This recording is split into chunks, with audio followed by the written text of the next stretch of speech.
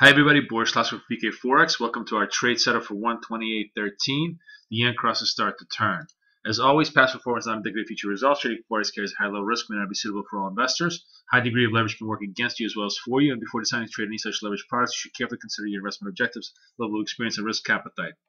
Possibility exists that you can sustain a loss on some of your initial investment. You should be aware of all risks associated with trading in foreign margin. The information, including commentary here, should not be relied upon as substitute for independent research, and it should not be performed before making your investment decisions.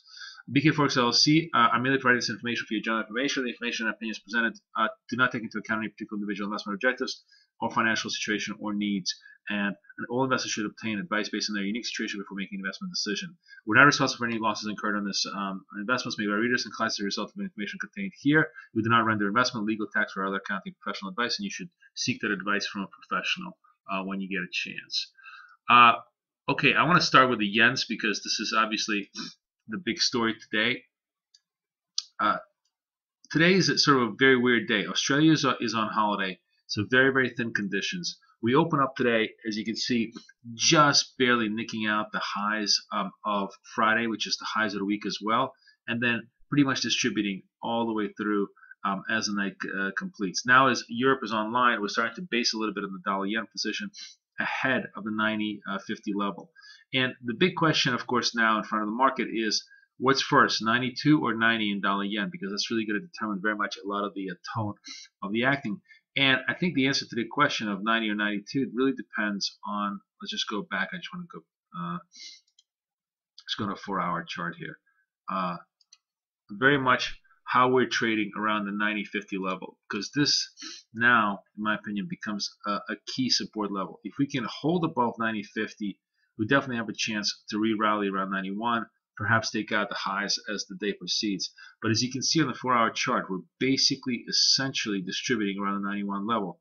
And a give of 90.50 really pretty much seals this top formation for the time being and opens up the possibility of a move all the way down, corrective move all the way down to 90. So we're exhausted and definitely it looks like on the verge of topping out here a little bit, but not quite yet here. So as long as 90.50 holds, the bias may still be to the positive side, although over the last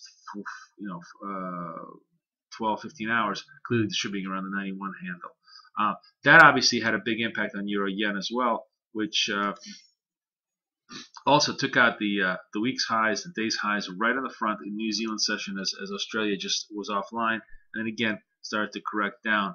That dragged euro dollar to the downside a little bit. Euro made an initial burst higher all the way to 34.70. This 34.70, 34.80 level, very, very tough for the euro to come out and overcome. This is what everybody is looking here. If you look at the dailies all the way out to 2 years, the euro pretty much is just chopping right ahead of this 50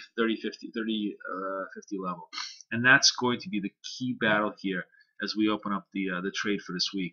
If we can maintain ourselves above the 3400 level and make another push through the 3470, 3480 level. Basically, if 3480 goes, we have a very reasonable chance of making 3500. For now, we're obviously consolidating right underneath here, and probably quite a lot of the flows are going to depend on whether the yens can consolidate as well. There's absolutely no real information and no new economic data coming out of Europe this morning, so the basic the only trigger I think today is going to be durable goods out of the U.S., which may not be really a big trigger as well.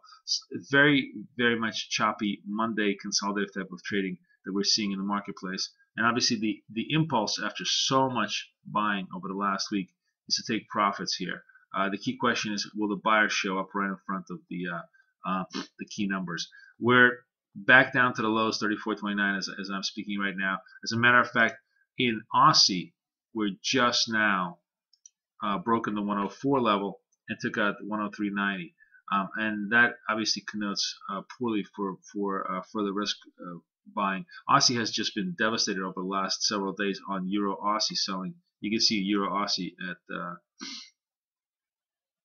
here we go. Euro Aussie very much near the highs here around 29.30, 29.20. But the point being is that euro also under pressure. for the same kind of reason, that basically profit taking is the theme of the day. Obviously, in front of the 3,400 is the key support level. That's been the level we broke out from, and we'll see if we can hold that as Europe comes online.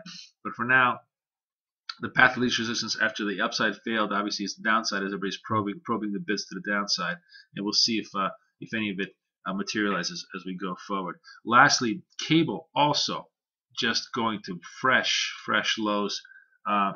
Just a half an hour ago, we took out the 5720s, still holding the 5700, still holding right underneath there, but the 5750 level was given. If 5700 goes to the downside, it could be even a steeper correction all the way down to 5600 in cable. So for euro, it's critical to hold 3400. For yen, 9050, and both cable and Aussie hobbling to the downside, probing the lower ends of their ranges, even as the week starts. Pretty much a profit-taking day on Monday with very little economic data behind us, so directionality pretty much going to be determined by how much momentum we can get on one side or the other. This is Boris Schlossberg wishing you guys the best of luck, best of trading. Talk to you later.